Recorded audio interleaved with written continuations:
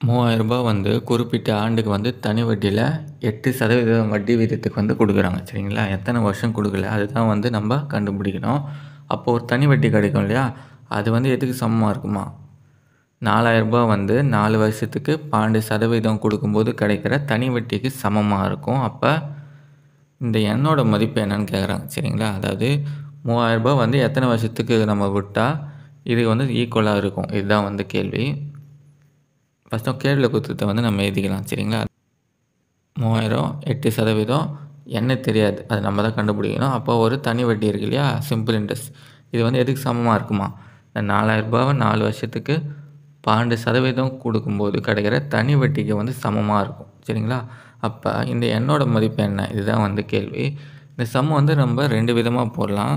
First எப்படின்னு பார்த்தீங்கன்னா, இந்த பிஎன்ஆர் பை 100 இருக்கு இல்லையா? இதில வந்து பிஎன்ஆர் எல்லா வேல்யூயும் இங்கே இருக்கு பாருங்க. பிஎன்ஆர். இப்போ இதை நம்ம அப்படியே சப்ஸ்டிட்யூட் பண்ணா நமக்கு சிம்பிள் இன்ட்ரெஸ்ட்டோட வேல்யூ கிடைக்கும். இந்த சிம்பிள் இன்ட்ரெஸ்ட் வேல்யூ கொண்டு வந்து இங்கே சப்ஸ்டிட்யூட் பண்ண வேண்டியது தான். ஏன்னா அவங்க கேள்வியில வந்து சமன்னு சொல்லிட்டாங்க இல்லையா? 2 சிம்பிள் இன்ட்ரெஸ்ட்டும். இதை கொண்டு வந்து சப்ஸ்டிட்யூட் பண்ணிட்டு அப்புறம் பிரின்சிபலும் இன்ட்ரெஸ்ட்டும் இங்கே இருக்கு இல்லையா? பிஆர் இதை சப்ஸ்டிட்யூட் பண்ணால் நமக்கு என்ன கிடச்சிரும்? என்னோட மதிப்பு வந்து கிடச்சிரும். சரிங்களா? இந்த மாதிரியும் போடலாம். அப்படி இல்லைனா எப்படியும் போடலாம்.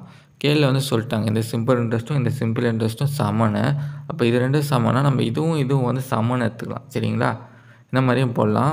இந்த வீடியோவில் வந்து நான் இந்த மாதிரி தான் போட்டிருப்பேன். இந்த 2 மெத்தடும் ஆனால் ஏற்கனவே நம்ம ஒரு சம்மில் பார்த்துருக்கோம். சரிங்களா? அந்த சம்மோட லிங்க் வந்து டிஸ்கிரிப்ஷனில் தரேன். தேவைப்பட்ட செக் பண்ணி பாருங்கள். சரி ஓகே. இப்போ இந்த பிஎன்ஆர் பை 100 இந்த பிஎன்ஆர் பை 100 சமன்னு எடுத்துக்கலாம். அதுக்கப்புறம் இந்த வேல்யூலாம் வந்து சப்ஸ்டிட்யூட் பண்ண வேண்டியதான் நம்ம.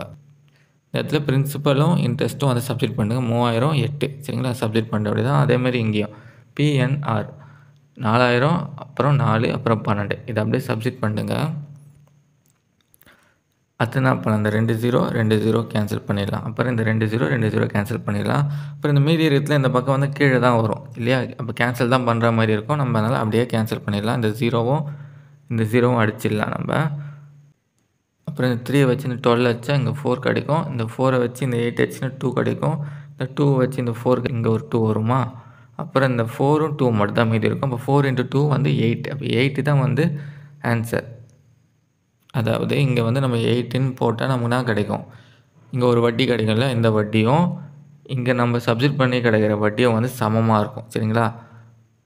சரி ஓகே. இதுக்கு ஆன்சர் என்னது? 8 தான் வந்து ஆன்சரு. இந்த கொஸ்டின் பேப்பரோட மற்ற சம்ஸோட பிளேலிஸ்ட்டும் டிஎன்பிசியில் கேட்ட சிம்பிள் இன்ட்ரெஸ்ட் காம்பவுண்ட் இன்ட்ரெஸ்ட் சம்ஸோட பிளேலிஸ்ட்டோட லிங்க்லாம் வந்து டிஸ்கிரிப்ஷனில் கொடுத்துருக்கேன். தேவைப்பட்டால் செக் பண்ணி பாருங்கள்.